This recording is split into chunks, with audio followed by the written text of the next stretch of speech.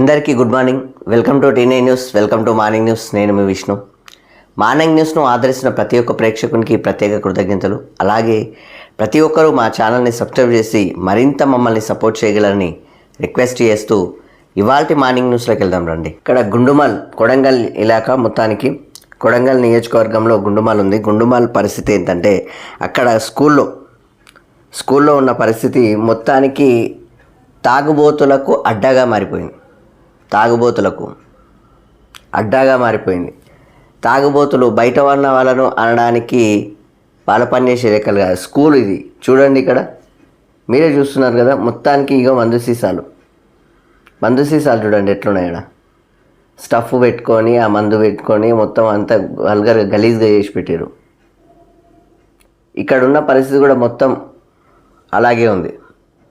స్కూల్లోకి ఈ పని ఎవరైనా చేస్తారా?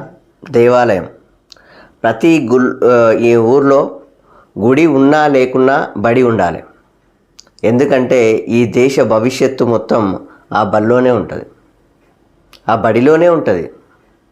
మరి ఆ బడికి ఎంత విలువిస్తున్నారో నాయన అంటే ఇట్లా తాగుబోతుల లెక్క మొత్తానికి. చూడండి, ఇది పరిస్థితి. వీళ్ళకు భయం భక్తి లేక, మనుషులు అయితే కదా, మనుషులు అని కూడా అనకూడదు వీళ్ళను. ఇది పరిస్థితి, ఇది సిచ్యువేషన్. చూడండి, వీళ్ళని ఏం చేయాలి ఇప్పుడు? వీళ్ళు మనుషులా గాడిదలా అర్థం కాని పరిస్థితి. ఖచ్చితంగా ఈ యొక్క స్కూల్కి ఒక వాచ్మెన్ ఏర్పాటు చేస్తే బాగుంటుంది. అక్కడ ఉన్న స్థానికులు కూడా చెప్పడం జరిగింది. దాంతోపాటు అక్కడ అధికారులు, దాంతోపాటు అక్కడ ఉన్న ఆ గ్రామానికి లేకపోతే ఆ గుండుమాలకు సంబంధించిన ప్రతినిధులు కొంతవరకు కేర్ తీసుకొని దీనిల మీద చర్యలు తీసుకుంటే బాగుంటుంది. దాంతోపాటు అక్కడ ఒక వాచ్మెన్ లేదా సీసీ కెమెరాలు అట్లాంటివి ఏర్పాటు చేస్తే కూడా బాగుంటుంది. ఇక్కడ చూడండి, గ్రామాల స్థాయిలో ఇప్పుడు సెలవులు ఉన్నాయంటే ఆ ఊర్లో కొంతమంది పనికిరాని వాళ్ళు ఉంటారు. పనికిరాని వాళ్ళే ఓపెన్గా చెప్పాలంటే ఊర్లో పనికిరాని వాళ్ళు ఎట్లుంటారు అంటే గిసొని పనులు చేసిన వాళ్ళనే పనికిరాని వాళ్ళు అంటారు. మిగతా వాళ్ళు మంచోళ్ళే. ఈ పనికిరాని పనులు చేసేటోళ్ళనే పనికిరాని వాళ్ళు అంటారు. స్కూళ్ళల్లో అడ్డాగా పెడతారా ఇది? రేపు పొద్దుగాల గుళ్ళో కూడా కూర్చుంటారు ఆ పని చేసుకుంటా. ఇవి బంద్ చేయాలి. గుడి ఉన్నా లేకున్నా బడి ఉండాలి. మొత్తానికి అక్కడ సంబంధించిన మన బాలరాజ్ మొత్తానికి అక్కడ నుంచి అప్డేట్ ఇవ్వడం జరిగింది దాని గురించి. సో ఈ న్యూస్ కూడా మన ఛానల్లో టెలికాస్ట్ కూడా అవ్వడం జరిగింది. గుండుమాల్లో మొత్తానికి ఇది పరిస్థితి. అక్కడ ఆ స్కూల్లో మొత్తం తాగుబోతులకు అడ్డాగా మారిపోయింది ఆ స్కూల్. సో ఇక్కడ వాచ్మెన్ని సంథింగ్ ఏర్పాటు చేస్తే కూడా బాగుంటుంది.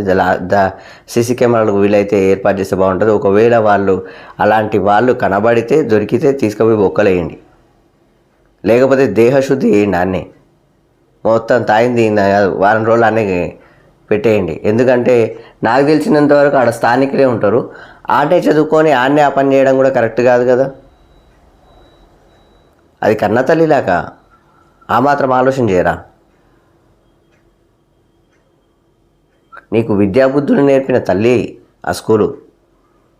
ఆడ కూర్చొని ఆ పని చేస్తే ఎట్లా? నీకు దునియాలో ఎక్కడ చోట్లేనట్టు మళ్ళా. సో మొత్తానికి ఈ యొక్క గుండుమాలకు సంబంధించిన ఇష్యూ అయితే ఈ విధంగా ఉంది. సో మార్నింగ్ న్యూస్లోకి వెళ్దాం రండి. ఓకే, వెలుగు దినపత్రిక చూస్తున్నాం. వెలుగు దినపత్రికలో V6 యూట్యూబ్ ఛానల్కు డైమండ్ అని చెప్పేసి ఇక్కడ V6 ఛానల్ సంబంధించింది ఇక్కడ వెలుగు దినపత్రిక ఇవ్వడం జరిగింది. 1 కోటి మంది సబ్స్క్రైబర్లకు చేరుకోవడంతో ప్రత్యేక గుర్తింపు. డైమండ్ ప్లే బటన్తో పాటు అభినందన లేఖ పంపిన యూట్యూబ్ సంస్థ. ప్రేక్షకుల అంతులేని ఆదరణతో V6 యూట్యూబ్ ఛానల్ అరుదైన గుర్తింపు సాధించింది. 1 కోటి మంది సబ్స్క్రైబర్లను చేరుకున్న ఛానల్స్కు యూట్యూబర్ సంస్థ అందించే డైమండ్ ప్లే బటన్ అందుకుంది. నేరుడు ఫిబ్రవరి మొదటి వారానికే V6 యూట్యూబ్ 1 కోటి మంది కుటుంబంగా మారింది. ఈ మైలురాయిని గుర్తుగా యూట్యూబ్ సంస్థ డైమండ్ ప్లే బటన్తో పాటు సీఈఓకి అభినందన లెటరు పంపించినది అని చెప్పేసి ఇక్కడ వార్త. మొత్తానికి ఈ యొక్క V6 ఛానల్కి, దాంతోపాటు ఈ యొక్క వెలుగు దినపత్రికకు ప్రత్యేకంగా మీకు చెప్పడం ఏంటంటే కంగ్రాచులేషన్స్. అండ్ ఇంకా సక్సెస్ఫుల్గా ఈ యొక్క వెలుగు దినపత్రిక కావచ్చు, V6 కావచ్చు, ఇక్కడ ఉన్న ప్రింట్ మీడియా కావచ్చు, ఎలక్ట్రానిక్ మీడియా, శాటిలైట్, బ్రాడ్కాస్టింగ్, ఈ పేపర్, వెబ్సైట్, డిజిటల్, యూట్యూబ్, ఏదైనా సరే ప్రతి ఒక్క మీడియా సంస్థ సక్సెస్ఫుల్గా నడవాలని మనస్ఫూర్తిగా కోరుకుంటున్నాను. ప్రతి ఒక్క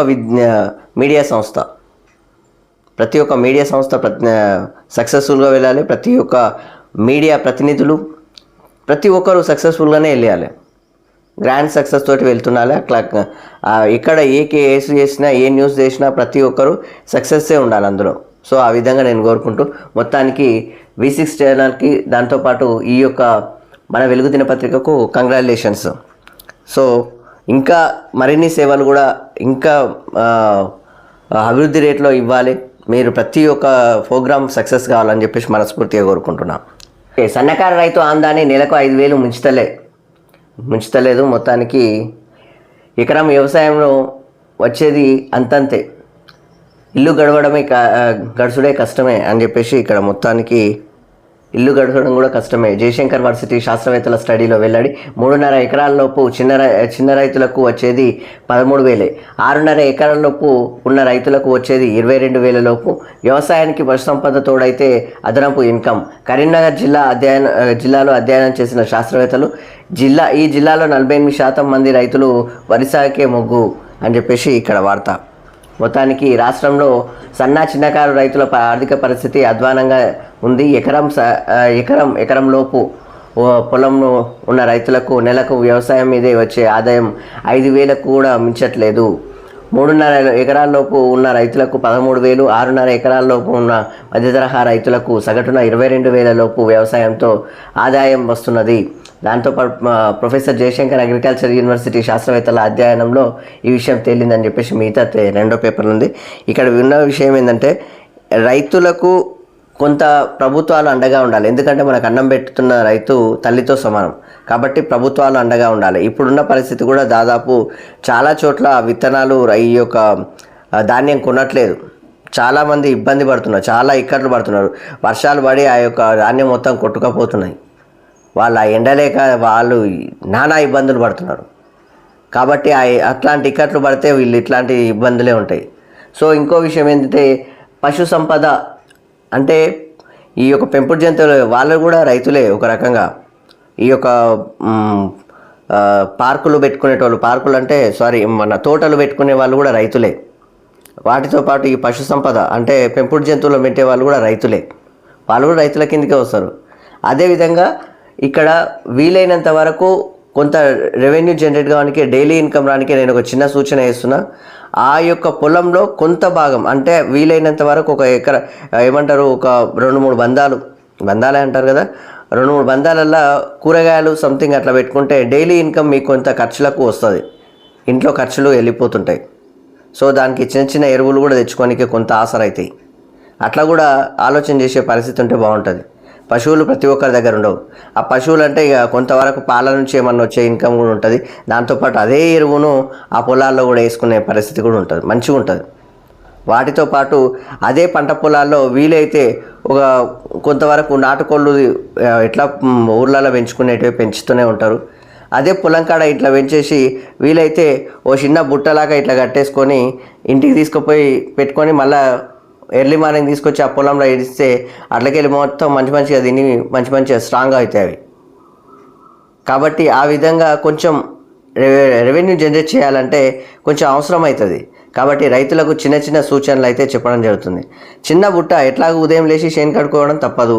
ఆ చేను కడుక్కోయేటప్పుడు ఒక బుట్ట పట్టుకొని ఆ బుట్టలో 5-6 కోళ్ళు 10 కోళ్ళు సంథింగ్ ఎట్లనో పెట్టుకొని తీసుకొని పోయి ఆడ వదిలేస్తే అట్లకెళ్ళి తింటాయి. మళ్ళీ వచ్చి సాయంత్రం వరకు అలవాటు అయిపోతే ఆటోమేటిక్గా వచ్చేస్తాయి. మళ్ళీ తీసుకొచ్చి ఇంటికాడ పెట్టుకొని మళ్ళీ ఉదయం లేచి అదే పని. పశువులను కొట్టుకుపోయి తీసుకొచ్చినట్టే సేమ్. అక్కడ కూడా కొంతవరకు మీకు అవి గుడ్లు పెట్టడం అట్లా కొంచెం వితిన్ 2-3 మంత్స్లో పికప్ అయిపోతాయి అన్నట్టు. అవే ఆటోమేటిక్ ఎక్కువ అయిపోవడం స్టార్ట్ అవుతాయి. వాటిలో అమ్ముకోవడం సంథింగ్ అట్లా జరుగుతుంటాయి. అదేవిధంగా కొన్ని కూరగాయలు ఆకుకూరలు సంథింగ్ అట్లా పెట్టుకున్నాడు అంటే అది ఎవ్రీడే కంప్లీట్గా ఎవ్రీడే మీకు కొంత ఒక 1 మంత్లో మొత్తం వచ్చేస్తుంటాయి. 1 మంత్ 2 మంత్స్లో వచ్చేసే వరకల్లా మీరు అమ్ముకోవడానికి మీకు డైలీ ఖర్చులు కొంతవరకు మీకు సెట్ అవుతాయి అన్నట్టు. తక్కువ వచ్చినా మీకు ఆ యొక్క పరిసర అంటే అది ఒక గ్రామంలోనే అమ్ముకున్నా కానీ కొంతవరకు ఒక చిన్న కొట్టులాగా ఒక చిన్న టేబుల్ ఒకటి ఇట్లా పెట్టేసుకొని ఆడ కూరగాయలు పెట్టేసుకుని అంటే ఆడనే అమ్ముకుపోతే కూడా కొంత డైలీ ఖర్చులన్నా పోతాయి. పిండి బస్తాలు లేకపోతే ఇంకోటి కొనుక్కొని కూడా మీకు కొంచెం ఆసర అవుతుంది. చిన్న సూచన. కానీ ప్రభుత్వం కూడా ఖచ్చితంగా వీళ్ళకు రైతులకు మాత్రం అండగా ఉండే విధంగా ఉండాలి. ఇప్పుడైతున్న రైతులు చాలా ఇక్కట్లు పడుతున్నారు. ఈ కొనుగోలు కేంద్రాలు లేక కూడా చాలామంది ఇబ్బంది పడ్డారు.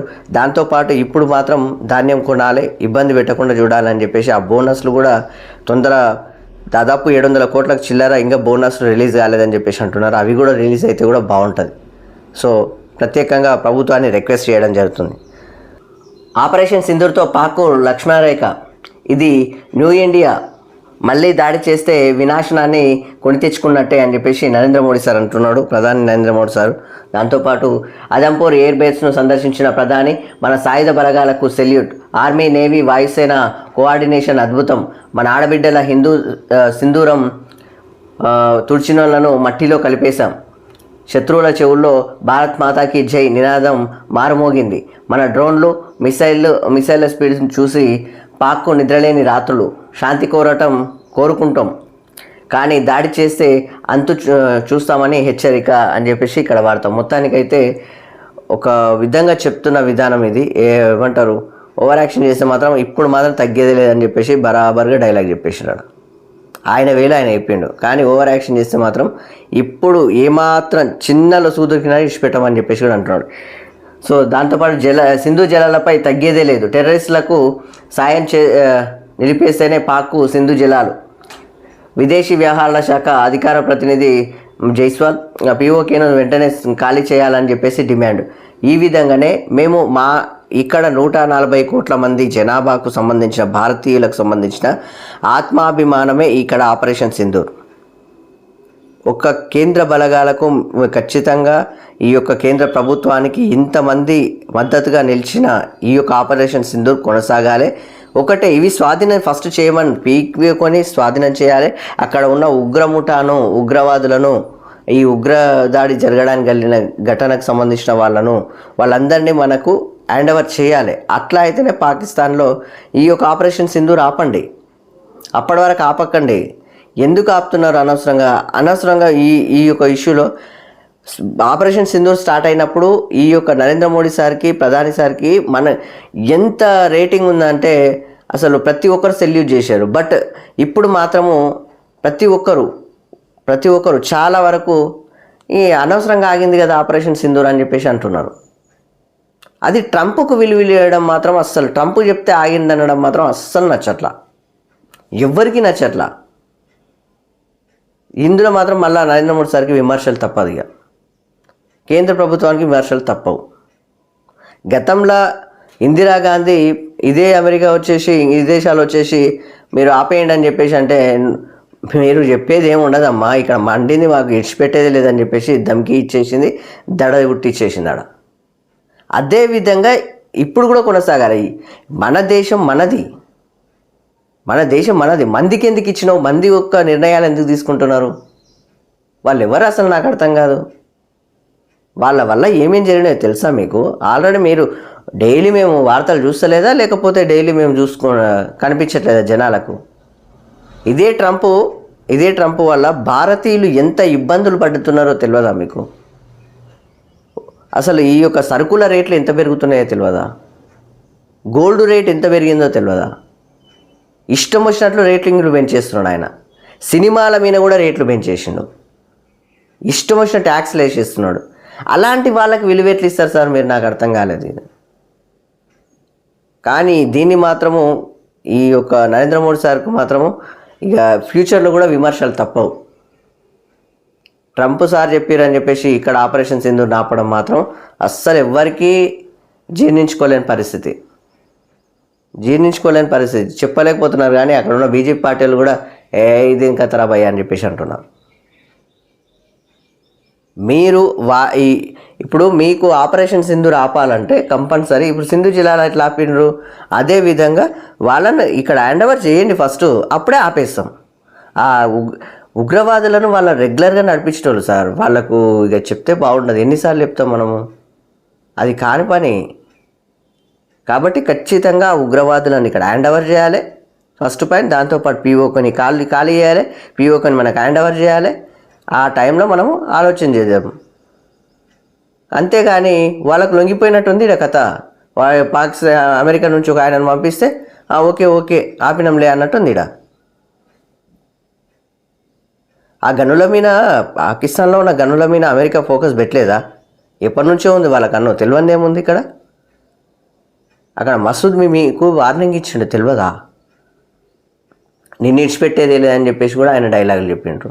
లేఖలు రిలీజ్ చేశారు సార్, మర్చిపోతున్నారా ఏంటి? మరి ఇంత దిగజారినట్టుంటే కష్టం చాలా అవుతుంది. వాళ్ళు ఇంకా రెచ్చిపోవడం మొదలు పెడతారు, వీళ్ళకి ఇంతే వెళ్ళదని. డూ ఆర్ డై కాన్సెప్ట్ ఒకసారి తీసుకురావాల్సిందే, తప్పదు. ఒకప్పుడు మన స్వతంత్రం కోసం పోరాడిన వాళ్ళే మనకు చెప్పారు కదా డూ ఆర్ డై కాన్సెప్ట్. తప్పేముంది? ఎన్ని రోజులు ఇట్లా వాళ్ళకి ఛాన్స్ ఇస్తా పోతే వాళ్ళు రెచ్చిపోతూ అవుతున్నారు. ఇంతగానం విధ్వంసం జరగడానికి మన ప్రభుత్వమే కారణం, మన ఉగ్రవాదులే కారణమని ఆ దేశ ప్రజలు పాకిస్తాన్ దేశ ప్రజలే ఖచ్చితంగా వాళ్ళ ఆ ఉగ్రముఠాను వాళ్ళే ఇబ్బంది పెట్టేటట్టు ఉండాలి. వాళ్ళ దొరికినట్టు దేహశుద్ధి చేసి పారేయాలి. అట్లా వాళ్ళకు బుద్ధి రావాలంటే ఇట్లాంటి కఠినమైన నిర్ణయాలే తీసుకోవాలి. తప్పేముంది? మళ్ళీ ఉగ్రవాదులు రారనుకున్నారా ఇక్కడికి? ఖచ్చితంగా వస్తారు. పుల్వామా దాడి ఘటన తర్వాత మళ్ళీ ఈ పహల్గాం జరగలేదా? గ్యాప్ ఇస్తున్నారు కానీ కంటిన్యూ చేస్తున్నారు కదా. మనము ఒకటేసారి కంటిన్యూషన్ అట్లే ఉందాం. అవి హ్యాండ్ ఓవర్ చేసినాక మొత్తాన్ని వాళ్ళ బలహీనపడ్డ తర్వాత వానికి శిక్ష అంటూ ఏదో ఒకటి ఉండాలి కదా. వితౌట్ శిక్ష ఇప్పుడు వాడికి ఏం బుద్ధి వస్తుంది మరి? కానీ ఒక్కటే ఒక మాట, నాకైతే ఇది జీర్ణించుకోలేనట్టుంది కంప్లీట్గా. నాకైతే ఒక 2-3 రోజుల నుంచి చాలా ఇబ్బంది అవుతుంది. కోపం అయితే బీభత్సంగా వస్తున్నాయి. ఆ ట్రంప్కి ఎందుకు విలువిచ్చారో నాకైతే, నరేంద్ర మోడీ సార్ అయితే నాకు నచ్చట్లేదు ఈ టైంలో, అస్సలు నచ్చట్లా. ట్రంప్కు విలువ ఇవ్వకుండా మీరు నిర్ణయం తీసుకోండి, మేము ఆహ్వానిస్తాం, భారతీయులందరం ఆహ్వానిస్తాం. కానీ ఈ ట్రంప్కు విలువ ఇవ్వడం మాత్రం అస్సలు నచ్చలేదు. ఆయన చెప్తే ఆయన బయట ఎంత ఇలా ఇస్తున్నాడో మీకు తెలియదు. మీరు చూస్తలేరా? మేము వాణిజ్యంగా మొత్తానికి మీ యొక్క బిజినెస్ మొత్తం బంద్ చేస్తాం మీ దగ్గర అన్నట్టుగా అది చెప్పేవరకల్లా మీరు బెదిరుకొని బంద్ చేశారని చెప్తున్నాడు బయట. అది చూడండి మీరే. మీ అధికారులేమో ఖచ్చితంగా ఒకటే రిలీజ్ చేశారు, దీని మీద వాణిజ్యానికి సంబంధించింది ఏ ఇష్యూ రాలేదు, ఆ యొక్క టాపికే రాలేదు అని చెప్పేసి అంటున్నారు. రాకపోతే మరి ఆయన ఎందుకు చెప్తున్నాడు? కానీ ఈ ఆపరేషన్ సింధూర్ ఆగినందుకు మాత్రం మాకైతే చాలా నచ్చట్లా. పాకిస్తాన్కి బుద్ధి చెప్పినట్టే లేదు ఇక్కడ. మన వాళ్ళు చనిపోయారు సార్, మన వాళ్ళు చనిపోయారు. ఒక్కసారి గుర్తు చేసుకోండి. మనకు ఆస్తి నష్టం జరిగింది, ప్రాణ నష్టం జరిగింది. వాళ్ళు సైనికుల మీద దాడులు చేయలేదు, సైనికుల మీద యుద్ధానికి రాలేదు. ఆ యొక్క సామాన్య ఇండ్ల మీద దాడులు చేశారు, డ్రోన్లు వేసారు. చూడలేరా? మీకు తెలుసు కదా. ఉమర్ అబ్దుల్లా సార్ ఆల్రెడీ చెప్పిండు, మీ యొక్క ప్రసంగం ఆగినాక కూడా మళ్ళీ బాంబులు వేసారు అని. అయినా కానీ మీరు ఆపిరంటే ఇక ట్రంప్ సార్ విలువ మీతోటి ఎందుకుందో నాకు తెలియదు. మరి ఇక్కడ మాత్రం ఏ భారతీయునికి నచ్చలేదు. ఎందుకంటే భారతీయుల ఆత్మగౌరవం, ఆత్మాభిమానం ఇది. ట్రంప్ చేతిలో పెట్టడం నాకైతే అసలు ఎవ్వరికి నచ్చలేదు. మీరు నిర్ణయం తీసుకున్నా నచ్చుతున్నాయి, కానీ ఆయన చెప్పి ఆయన మొత్తం పూట్ చేస్తున్నాడు, మొత్తం పనికిరాను లెక్కలు. ఇది న్యూ ఇండియా శాంతిని కోరుకుంటున్నది, కానీ మానవత్వంపై దాడి జరిగితే యుద్ధరంగంలో శత్రువును ఎలా మట్టి కరిపించాలో కూడా తెలుసు. ఆపరేషన్ సింధూర్ సాధారణ ఆపరేషన్ కాదు, ఇండియా కొత్త విధానం, లక్ష్యం, నిర్ణయాత్మక సామర్థ్యం కలగలిసిన త్రిశక్తి ఇది. ఇది శాంతియుత బుద్ధుడు నడిపిన నేల. ఇది బుద్ధుడు నడయాడిన నేల మాత్రమే కాదు, శత్రువులను పీచమనేందుకు సిక్కు ఆర్మీని తయారు చేసిన గురు గోవింద్ సింగ్ పుట్టిన నేల కూడా ఇది అని చెప్పేసి ప్రధాని సార్ చెప్తున్నారు. మీరు ఎన్ని చెప్పినా కానీ ఆపరేషన్ సింధూర్ను కొనసాగితేనే బాగుంటుంది. అవి కనీసం మీరు అవన్నీ తీసుకొచ్చి ఆ యొక్క ట్రంప్ తోటన్నా తీసుకొచ్చి ఆ యొక్క ఉగ్రముఠాన్ని అప్పయ్యపోమన్నాను. మరి ఎందుకు? ఆ ట్రంప్ వచ్చేసి నువ్వే సెటిల్మెంట్ చేసినావు కదా, రమ్మను. మరి ఆ ఉగ్రముఠాన్ని మాకు అప్పచెప్పండి, మొత్తం ఎంతమంది ఉగ్రవాదులు ఉన్నారో, ఎన్నిసార్లు దాడులు చేస్తారు. భారతదేశానికే కాదు సార్, చుట్టూ ఉన్న దేశాలు, ప్రపంచ దేశాలకు కూడా ఆ ఒక ఉగ్రముఠ, ఆ యొక్క తీవ్రవాదులు, వాళ్ళు ఆ టెర్రరిస్టులు చాలా చాలా ప్రమాదకరం. చాలా అంటే చాలా ప్రమాదకరం. అన్నింటిని మించి ఆ దేశానికే ప్రమాదకరం. ఆ దేశాన్ని కూడా మీరు డెవలప్ చేసినట్టయితే సార్, ఇది ఆ ఉగ్రముఠాన్ని తీసేస్తే అక్కడ ద్రవ్యోల్బణ పరిస్థితి లేదు. ఆ అమెరికాలో ట్రంప్ ఏమంటారు, ఆ పాకిస్తాన్లకు అప్పులు ఇప్పించింది నిజం కాదా? వాళ్ళు ఓకే చేపించింది నిజం కాదా? వాళ్ళకి అన్ని సెట్ చేసిన తర్వాత ఇక్కడ జరిగింది ఏందో మీకు తెలియదా? ప్రపంచ దేశాలు కూడా ఇదేం యుద్ధమయ్యా అని చెప్పేసి చూసినట్టుంది. వాళ్ళందరూ అండగా నిలబడితే మీరు తీసుకుపోయి ట్రంప్ చేతిలో పెట్టినట్టుంది, ఆయన చెప్తే చేసినట్టుంది. అండమాన్కు నైరుతి అని చెప్పేసి బంగాళాఖాతం నికోబార్ దీవులకు తాకిన ఋతుపవనాలు, మొత్తానికి అండమాన్ నికోబార్ దీవుల దగ్గరికి ఋతుపవనాలు వచ్చేసినాయి. రానున్న 3-4 రోజుల్లో మరిన్ని ప్రాంతాలకు విస్తరణ అని చెప్పేసి మొత్తానికి జూన్ 2వ వారంలో ఆ టైంలో మాత్రం మనకు ఋతుపవనాలు వచ్చేస్తాయి. సో దానికి సంబంధించి ఈసారి కొంచెం తొందరగా వర్షాలు పడే సూచనలు ఉన్నాయంట. సో దానికి సంబంధించింది ఆర్థిక భారం లేని సమస్యలను పరిష్కరిస్తామన్నారు డిప్యూటీ సీఎం బట్టి చెప్పారు. మొత్తానికి అధికారుల కమిటీ హామీ ఇచ్చింది అని చెప్పేసి మారం జగదీశ్వర్ సార్ చెప్తున్నారు. దాంతోపాటు ప్రభుత్వం ఉద్యోగుల మధ్య చిచ్చు పెట్టదన్న జేఏసీ చైర్మన్ అని చెప్పేసి ఇక్కడ వార్త, మంచి మాట. దాంతోపాటు రేపటి నుంచి సరస్వతి పుష్కరాలు, ఇవాళ రాత్రి 10:35 పుష్కరకాలం మొదలు. గురువారం కాళేశ్వరం వద్ద పుష్కర స్నానం చేయనున్న సీఎం రేవంత్ రెడ్డి అని చెప్పేసి ఇక్కడ వార్త. మన దగ్గర కాళేశ్వరం పుష్కరాలు మొత్తానికి స్టార్ట్ అవుతున్నాయి. సరస్వతి విగ్రహం కూడా పెట్టబోతున్నారు అక్కడ, మొత్తానికైతే స్టార్ట్ అయిపోతుంది. సో దానికి సంబంధించిన వార్త. ఓకే, చార్మినార్ వద్ద ముద్దుగుమ్మాల సందడి. చారిత్రాత్మక కట్టడాన్ని సందర్శించిన మిస్ వరల్డ్ కంటెస్టెంట్లు. చార్మినార్ నుంచి చామోహల్లా ప్యాలెస్ వరకు హెరిటేజ్ బాగ్, దాంతోపాటు ప్యాలెస్లో విందు. హాజరైన సీఎం మంత్రులు. నేడు వరంగల్ కోట, వెయ్యి స్తంభాల గుడి, రామప్ప సందర్శన అని చెప్పేసి ఇక్కడ వార్త. మొత్తానికి అందాల పోటీలు ఇక్కడ సక్సెస్ఫుల్గా మొత్తానికి నడుస్తున్నట్టే ఉంది. సో దానికి సంబంధించిన వార్త ఇది. వెలుగు దినపత్రిక ఈ విధంగా ఉంది. ఇక్కడ చూడండి, మంత్రి ఉత్తమ్ కుమార్ రెడ్డి కూడా హరీష్ రావుకు కౌంటర్ ఇస్తున్నాడు. హరీష్ రావు అబద్ధాలు మానుకో, వడ్ల కొనుగోలులో తెలంగాణ రికార్డు అని చెప్పేసి మంత్రి ఉత్తమ్ సార్ చెప్తున్నాడు. దాంతో ఇప్పటికే 43.10 లక్షల టన్నులు కొన్నాం. గతేడాది రెండేండ్ల కంటే ఎక్కువ కొనుగోళ్లు చేశామని వెల్లడి. ఎక్కువ చేసారు, కానీ చాలామంది ఇప్పటికీ ఇంకా ఒడ్లుండయి, అవి కూడా కొంటే బాగుంటుంది, అది కూడా కొంటే కూడా బాగుంటుంది. సో మొత్తానికి చార్మినార్ వద్ద ముద్దుగుమ్మల సందడి అనేది ఇక్కడ మళ్ళీ కొనసాగించవచ్చు. మొత్తానికి మంత్రులు, క్యాబినెట్ మంత్రులు, దాంతోపాటు సీఎం గారు మొత్తానికి ఇక్కడ పాల్గొనడం జరిగింది.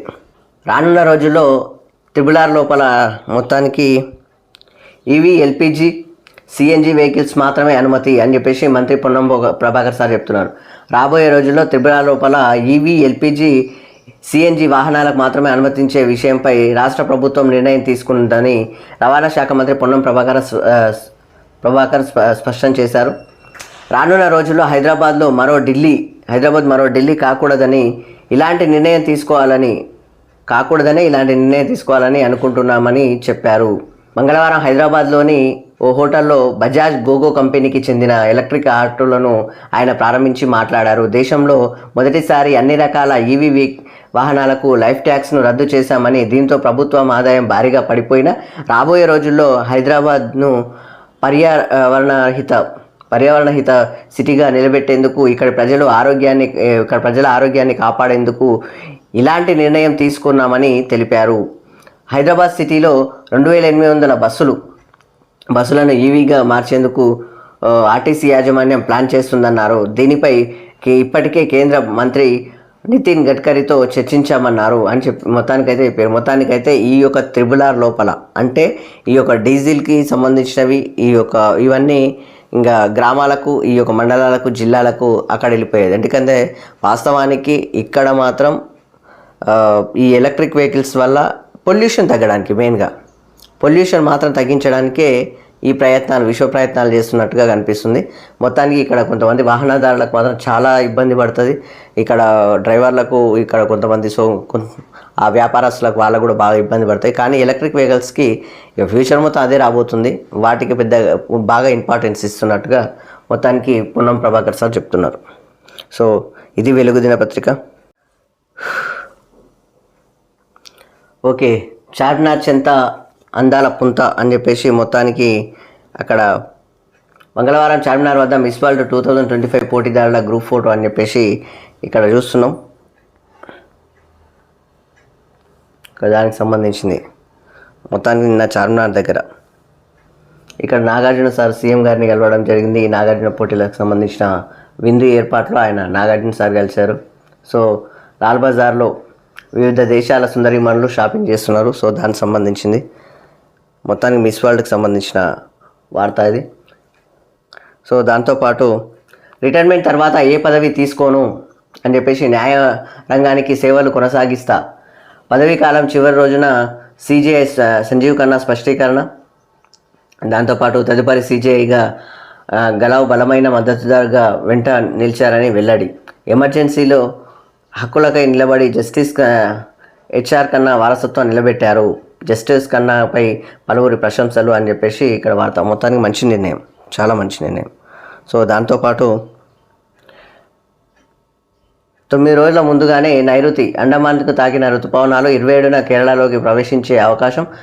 జూన్ తొలివారంలోనే తెలంగాణకు రాష్ట్రంలో నేడు రేపు వర్ష సూచన, వడదెబ్బకు 4 మృతి అని చెప్పేసి ఇక్కడ వార్త. మొత్తానికి జూన్లోనే వస్తున్నాయి మన వర్షాలు. సో దానికి సంబంధించి ఋతుపవనాలు వచ్చేసినాయి. దాంతోపాటు ఇవాళ రేపు కూడా వర్షాలు పడే ఛాన్సెస్ ఉన్నాయంట. మొత్తానికి వడదెబ్బకి 4 చనిపోయారు. ఎండలు కూడా బాగానే కొడుతున్నాయి, దంచి కొడుతున్నాయి మరి. సో దాంతోపాటు ఆపరేషన్ సింధూర్, పాక్ లక్ష్మణరేఖ, భారత్ మాతాకి జై, శత్రువుల వెన్నులో వణుకు పుట్టించింది. వీర సైనికులందరికీ సెల్యూట్ చేస్తున్న త్రివిధ దళాలు పాక్ సైన్యాన్ని మట్టి కరిపించాయి. అణుబెదిరింపులను అపహాస్యం చేశాయి. మరోసారి పాక్ దాడికి యత్నిస్తే వినాశనమే. అదంపూర్ వైమానిక స్థావరంలో ప్రధాని మోదీ చెప్తున్నారు. సో దానికి సంబంధించిన వార్త. పహల్గామ్ కుట్రదారు హతం అని చెప్పేసి జమ్మూ కాశ్మీర్లోని ఓషియాలో ఎన్కౌంటర్. మా జవాన్లు 11 మంది మృతి, మరో 78 మంది గాయాలు అని చెప్పేసి పాకిస్తాన్ మిలిటరీ చెప్తుంది. సో దానికి సంబంధించింది. దాంతోపాటు అబద్ధాల ఫ్యాక్టరీ పాకిస్తాన్, అదంపూర్ స్థావరం నాశనం అంటూ ఫోటోలు అదనంగా అబద్ధమని తెలిసిన ప్రధాని నరేంద్ర మోడీ. ఇతర ఎయిర్ బేస్ల పైన పాక్ తప్పుడు ప్రచారం అని చెప్పేసి వాళ్ళందరూ అవే పని చేస్తుంటారు. ఆ పాకిస్తానే ఆ పని చేస్తుంటుంది. మీరేమో వాళ్ళని ఇక జోలవాడినట్టుంది. ఇంకో చార్జ్ చేయకు అన్నట్టుంది ఈ కథ. చిన్నపిల్ల అని చెప్పినట్టు వాడు ఊకుంటాడా? వాడు అసలే పనికి రానోడు, ఎప్పుడు అదే పని వాళ్ళది. భారత S-400 రక్షణ వ్యవస్థ ధ్వంసం చేశామన్న పాక్ దుష్ప్రచారాన్ని తిప్పికొడుతూ అదంపూర్ వైమానిక స్థావరంపై S-400ను ముందు ప్రసంగించిన ప్రధాని మోదీ అని చెప్పేసి ఇక్కడ వార్త. దాన్ని ముందే చెప్పారన్న ప్రసంగంలో S-400 కరెక్టే ఉందని. అది ముందే ఆల్రెడీ దాని మీద వేసినాం, మీరు గుర్తు చేసుకోండి అని కూడా చెప్పారు. వాళ్ళ తప్పుడు ప్రచారంలో కూడా ఎందుకు ఉన్నట్టుగా మనం చేసి పారేస్తే అయ్యేపోతుంది అది. సందీప్ కుమార్కు ఆర్థిక శాఖ పూర్తి బాధ్యతలు అని చెప్పేసి ఉత్తర్వులు జారీ చేసిన సిఎస్ అని చెప్పేసి ఇక్కడ వార్త. ఉప ముఖ్యమంత్రి మట్టి విక్రమార్కను కలిసిన సందీప్ కుమార్ సుల్తానియా అని చెప్పేసి ఇక్కడ వార్త. దాంతోపాటు సిబిఎస్ఈ 10-12 ఫలితాల్లో బాలికలదే పైచేయి అని చెప్పేసి ఇక్కడ వార్త. 10వ తరగతిలో 93%, 12వ తరగతిలో 88.39% ఉత్తీర్ణత. టాప్లో Vijayawada region Jawaharlal Nehru Navodaya school first. దాంతోపాటు ఏపీలోని కర్నూలు జిల్లా బాలికలకు 10th జాతీయ స్థాయిలో 3వ ర్యాంకు. ఉత్తీర్ణులైన విద్యార్థులకు ప్రధాని నరేంద్ర మోడీ అభినందనలు అని చెప్పేసి ఇక్కడ వార్త. ఓకే, ఈఎస్ఐ ఓసీ కౌంటర్ జనసముద్రం అని చెప్పేసి ఇక్కడ చిరువి ఉద్యోగులు వైద్య చికిత్సల కోసం వచ్చే హైదరాబాద్ సనత్ నగర్లోని ఈఎస్ఐ ఆసుపత్రిలో ఓసీ కౌంటర్ ఇది మంగళవారం ఉదయం ఓసీ చీటీల కోసం ఇలా బారులు తీరారు అని చెప్పేసి ఇక్కడ వార్త. మొత్తానికైతే అక్కడ ఈఎస్ఐ హాస్పిటల్కి సంబంధించిన వార్త. మొత్తానికి అక్కడ చాలామంది జనాలు వచ్చేసారు. మొత్తానికి ఒక లైన్ లేదు ఏం లేదు, అక్కడ అంతమంది జనాలు వచ్చారు. సో దానికి సంబంధించింది. దాంతోపాటు ఇంజనీరింగ్ ఫీజు 2.5 లక్షల అని చెప్పేసి 2.5 లక్షలు మొత్తానికి. 3 ఏళ్ల తర్వాత 5 లక్షలు చేస్తారా? ఇష్టానుసారంగా పెంచుతుంటే ఎలా? కొన్ని కాలేజీల తీరుపై అధికారుల అసంతృప్తి. ఇంజనీరింగ్ ఫీజుల పెంపు నిర్ణయం వాయిదా అని చెప్పేసి ఇక్కడ వార్త. ఇక్కడ ఇప్పుడు స్టార్టింగ్లో ఇప్పుడే జరుగుతుంది.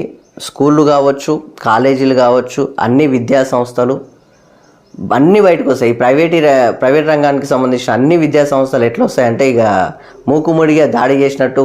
ఇక్కడ నిజం చెప్పాలంటే ఇక్కడ మధ్యతరగతికి సంబంధించిన గవర్నమెంట్కి తోలియలేడు, ప్రైవేట్లో పెద్దగా చదవనియలేడు. ప్రైవేట్లో పోవాలన్నా అని పెద్దదానికి పోతేనే ఇక వాడు ఇంత లిస్ట్ వేస్తాడు ఒకటేసారి. సంవత్సరానికి 3 లక్షలు, 4 లక్షలు, 5 లక్షలు, 6 లక్షలు అంటే వాళ్ళ పై సంపద మొత్తం ఆడనే పోతుంది. వాళ్ళు కష్టపడేది మొత్తం ఆడనే పోతుంది. ఆ పిల్లల భవిష్యత్తు మీదనే పెడుతున్నారు. ఆస్తిపాస్తులు పెంచకుండా దానిల మీదనే పెట్టినా కానీ వానికి ఆ యొక్క తెలివితేటలను వచ్చి ఆ విద్యాబుద్ధులు వచ్చి ఉద్యోగం వస్తుంది అనుకుంటే ఆ ఉద్యోగాలకి సరిపెట్టే లెక్కలు ఇక్కడ ప్రభుత్వాలు చేస్తాయి మళ్ళీ. కానీ మధ్యతరగతి సామాన్యులు మాత్రం అదే బతకాల్సిన అవసరం అవుతుంది. ఏందో ఏమో అర్థం అవుతలేదు. ఈ ఫీజులు ఇంతగానం పెంచేది లెక్కలేంటికి అసలు నాకు అర్థం కాదు. ప్రభుత్వం ఏం చేస్తున్నట్టు? ఇక్కడ సామాన్యులకు కూడా మేము ఒకటే సూచన చేస్తున్నాము. సామాన్యులు కావచ్చు, ఇక్కడ ఉన్న పేద ప్రజలు కావచ్చు, దాంతోపాటు ఇక్కడ ఉన్న మధ్యతరగతి వాళ్ళు కావచ్చు, ఒక్కసారి ఆలోచన చేయండి. ప్రభుత్వానికి సంబంధించిన ఈ కళాశాలలు వాటికి ప్రయారిటీ ఇవ్వండి. అక్కడ కూడా బేస్గా ఉంది, చాలా వరకు మంచి స్టడీ ఉంది అక్కడ. సో దయచేసి వాటి మీద ఫోకస్ పెట్టాలని రిక్వెస్ట్ చేస్తున్నా, చిన్న సూచన చేస్తున్నా. అనవసరంగా ఫీజులు ఎందుకు పెంచుదామని చెప్పండి. అంతానం లక్షలు ఎందుకు? ఈ ప్రైవేట్ సంస్థలు మొత్తానికే తీసేయాలి. అవి బాగుంటుంది. ఇష్టం వచ్చినట్టు లక్షలు దోచుక తింటున్నారు వాళ్ళు. ఏసీబీకి పట్టుబడ్డ డిఎస్పీ ఇంట్లో మందుగుండు అని చెప్పేసి ఇక్కడ వార్త. 21 లైన్ల రౌండ్లు, దాంతోపాటు 29 ఖాళీ కార్ట్రిడ్జ్లు, ఆయుధాల చట్టం కింద కేసు నమోదు చేసిన పోలీసులు అని చెప్పేసి ఇది సూర్యాపేటకు సంబంధించిన డిఎస్పీకి సంబంధించింది. ఒక స్కానింగ్ సెంటర్ నుంచి 25 లక్షల లంచం డిమాండ్ చేసి అవినీతి నిరోధక శాఖ ఏసీబీకు పట్టుబడిన సూర్యాపేట డిఎస్పీ పార్థసారథి ఇంట్లో అక్రమ మందుగుండును ఏసీబీ అధికారులు గుర్తించి పోలీసులకు సమాచారం ఇచ్చారు. పార్థసారథిని అరెస్ట్ చేసిన తర్వాత హైత్నగర్లోని తన ఇంట్లో ఏసీబీ అధికారులు సోదాలు నిర్వహించారు. ఈ క్రమంలో ఆయన ఇంట్లో కొన్ని విలువైన డాక్యుమెంట్లు, 21 లైన్ రౌండ్లు, దాంతోపాటు 29 ఖాళీ కార్ట్రిడ్జ్లు, దాంతోపాటు ఒక కార్ట్రిడ్జ్ స్టాండ్ను గుర్తించారు. వీటి గురించి అధికారులు ప్రశ్నించగా ఆయన నుంచి సరైన సమాధానం రాకపోవడంతో హయత్నగర్ పోలీసులకు ఫిర్యాదు చేశారు. దీంతో పోలీసులు పార్థసారథిపై ఆయుధాల చట్టం కింద కేసు నమోదు చేశారు. లైన్ రౌండ్లు అనధికారికంగా ఆయన ఎందుకు పెట్టుకున్నారనే విషయంపై పోలీసులు ఉన్నతాధికారులు ఆరా తీస్తున్నారు. ఈ మేరకు పోలీసులు కేసు నమోదు చేసి దర్యాప్తు చేస్తున్నారని ఇక్కడ వార్త. మొత్తానికి డిఎస్పీ పరిస్థితి అది. ఇట్లా ఉండరు కొంతమంది. మృతదేహాలు కొంటాం అని చెప్పేసి ఇక్కడ ప్రైవేట్ వైద్య కళాశాలలో అనాటమీకి శివాల కొరత. ఒక్కో మృతదేహానికి లక్షలు ఇచ్చేందుకు కాలేజీలు సిద్ధం. దాంతోపాటు నిరుపేద కుటుంబాలే టార్గెట్. దాంతోపాటు దళారుల ద్వారా దందా. కర్ణాటక మహారాష్ట్ర సరిహద్దు ప్రాంతాల నుంచి కొనుగోలు అని చెప్పేసి ఇక్కడ వార్త. ఇంకా అక్కడ మొత్తానికి ఇక వాళ్ళు నేర్చుకోవాలంటే ఆ శివాలు కావాలి కదా. ఆ శివాలు కావాలంటే ఇక పేద ప్రజలకు సంబంధించినవి ఉంటాయి కదా, అవి తెచ్చుకోవడం, అవి కూడా కొనుక్కరావడం, లక్షలు ఇస్తారు, తెచ్చుకుంటారు. అది పరిస్థితి. ఇంకా కొన్ని అనాథ శివాలు కూడా అమ్ముకోవడం, లేకపోతే బయట దొరికిన దందాలు అవి కూడా అది ఈ శివాల దందా కూడా ఉంది అక్కడ. సో దానికి సంబంధించింది. సరస్వతి పుష్కరాలకు సర్వం సిద్ధం. జయశంకర్ భూపాలపల్లి జిల్లాలోని కాళేశ్వరం రేపు ప్రారంభించనున్న శ్రీ మాధవానంద సరస్వతి 17 అడుగుల ఏకశిల సరస్వతి విగ్రహాన్ని ఆవిష్కరించిన ముఖ్యమంత్రి రేవంత్ రెడ్డి.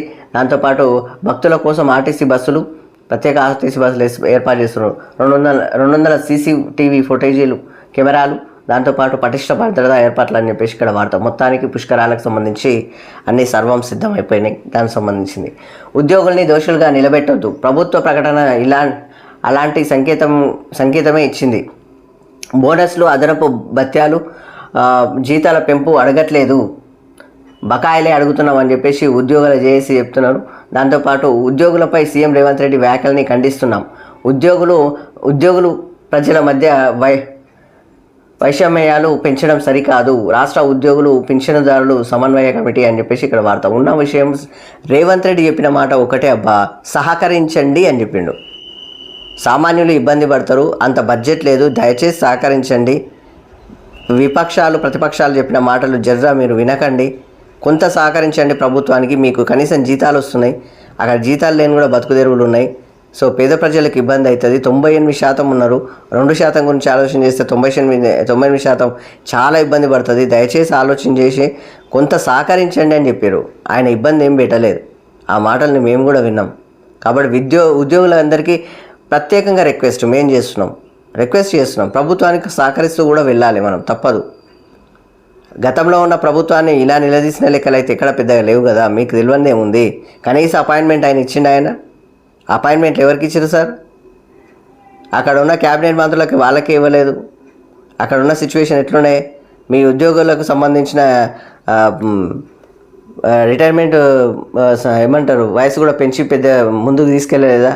ఆ బకాయిలు ఎన్ని ఉన్నాయి? తెలంగాణ మీద చాలా ఒత్తిడి పడ్డది సార్, ప్రెషర్ పడ్డది. దాదాపు 8,11,000 కోట్ల వరకు ఇప్పటికే అప్పు ఉంది. ఆ అప్పును మొత్తము రాష్ట్రం మోస్తూ కూడా పరిపాలన నడిపిస్తుంది. అప్పులు తీసుకొచ్చి ఎవడైనా చేస్తాడు సార్ సంసారం. అప్పులు పెద్దగా తీసుకురాకుండా ఉన్నది అమ్మకుండా సంసారం చేసినోడే కదా పెద్ద మనిషి అవుతాడు. కాబట్టి మిమ్మల్ని అడుక్కుంటున్నాడు, అప్పులలో అడుక్కున్నట్టుగా మిమ్మల్ని అడుక్కుంటున్నాడు. జర చూడండి అబ్బా, పుణ్యం వస్తుంది, ఎందుకు జర ప్రెషర్ పెట్టకుండా జర టైం వస్తే అన్నీ సెట్ చేద్దాం, అనవసరంగా ఇబ్బంది చాలా అవుతుంది మాకు అంటున్నాడు. తప్పేముంది అందులో? ఇంతవరకు గత సీఎం ఈ మాట అన్నాడా? మీరు ఒకసారి ఆలోచన చేయండి. ఆ మాట అన్నారు అనుకుంటే అది రిలీజ్ చేయండి, ఆ వీడియో ఒకటి రిలీజ్ చేయండి. ఆయన మాటలకు మీరుకే తేడా తెలుస్తుంది. దాంతోపాటు కొంత వీలైనంత వరకు ఈ యొక్క బకాయిలు కూడా రిలీజ్ చేసే వరకు ప్రభుత్వం చూడాలని చెప్పేసి రిక్వెస్ట్ చేస్తున్నాం. దాంతోపాటు కల్తీ మద్యం తాగి 17 మంది మృతి. దాంతోపాటు పంజాబ్లో ఘటన, మృతుల్లో అత్యధికులు కూలీలు. ఇవి మరణాలు కావు, హత్యలు. బాధ్యులను వదిలిపెట్టమని చెప్పేసి కఠినంగా శిక్షిస్తామని చెప్పేసి పంజాబ్ సీఎం భగవంత్ మాన్ చెప్తున్నాడు. సో దానికి సంబంధించిన వార్త. 17 మంది చచ్చిపోయారంట. కల్తీ ఏమిట్లా లేదు, కల్తీ అంతా కల్తీనే. మనుషులకి కల్తీ అయిపోయినాం. ఒక ముసుగేసుకొని తిరుగుతున్నాం, బయట ఏం జరిగినా అని నటిస్తూ తిరుగుతున్న పరిస్థితి ఇక్కడ. ప్రతి ఒక్కరు నిజం చెప్పాలంటే ప్రతి ఒక్కరికి ఆస్కార్ అవార్డు ఇచ్చే పొజిషన్స్ ఉంటాయి. ఎదుటి ఏమన్నాడో కూడా ఆలోచన చేయకుండా మనం తెరచాటున బతుకుతున్న పరిస్థితి ఉంది మనమైతే. నిజంగా చెప్పాలంటే ఇది ఎవరు ప్రతి ఒక్కరం అంతే ఓపెన్గా చెప్పాలంటే. బీఆర్ఎస్ నాయకత్వ బాధ్యతలు కేటీఆర్కు అప్పగిస్తే స్వాగతిస్తా అని చెప్పేసి కేసీఆర్ నిర్ణయానికి కట్టుబడతా, పార్టీలో విభేదాలు లేవు, సోషల్ మీడియాలో నాపై దుష్ప్రచారం, పాకిస్తాన్ను కూడా నమ్మి అప్పులిస్తున్నారు, రేవంత్ రెడ్డిని మాత్రం ఎవరూ నమ్మడం లేదు, అందాల పోటీపై ఉన్న శ్రద్ధ రైతులపైన లేదని చెప్పేసి హరీష్ రావు సార్ చెప్తున్నాడు. హరీష్ రావు సార్ని నిజం చెప్పాలంటే బాగా అబ్జర్వ్ చేయండి. దాదాపుగా పార్టీ అధికారం కోల్పోయిన తర్వాత హరీష్ రావు సార్కి పెద్దగా ఇంపార్టెన్స్ లేదు ఆ పార్టీలో ఎవరికి ఇంపార్టెన్స్ లేదు. ఓపెన్గా చెప్పాలంటే ఎవరికి ఇంపార్టెన్స్ లేదు ఆడ. ఇక్కడ కార్యకర్తలకు, నాయకులకు, అధికారులకు, ప్రజాప్రతినిధులకు ఎవ్వరికి లేదు ఆడ ఇంపార్టెన్స్. ఉన్న విషయం ఏంటంటే ఇక్కడ సోషల్ మీడియాలో దుష్ప్రచారం అంటే ఉన్నది రాస్తున్నారు. ఒక మాట నిజమే సార్, ఆడ మొన్న జరిగిన ఈ యొక్క వరంగల్ సభలో మీకు ఇంపార్టెన్స్ ఇచ్చినట్టు ఏమైనా కనిపించిందా?